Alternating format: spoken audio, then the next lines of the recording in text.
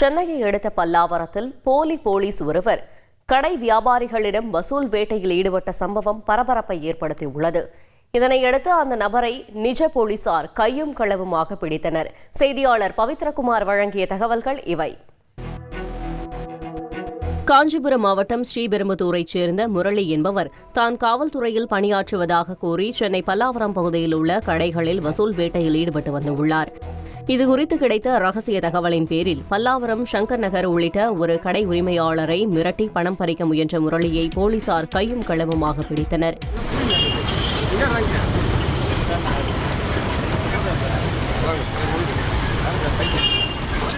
அவரை ஜீப்பில் ஏற்ற முயன்றபோது தன் மீது கை வைக்காதீர்கள், மேல் அதிகாரிகளிடம் புகார் தெரிவிப்பேன் என நிஜ போலீசாரையே மிரட்டியுள்ளார்.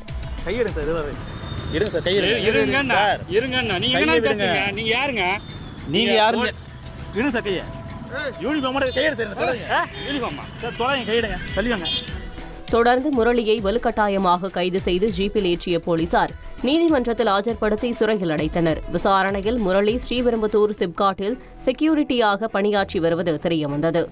இந்த சம்பவம் குறித்து தாம்பரம் வணிகர் சங்க தலைவர் சேகரிடம் பேசினோம். ரொம்ப நாளா நடந்துகிட்டு இருக்கு.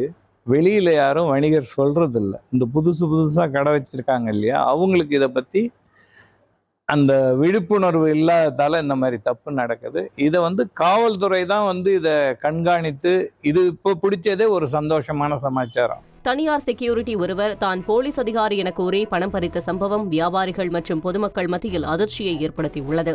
செய்தியாளர் பவித்ரகுமார் வழங்கும் கூடுதல் தகவல்.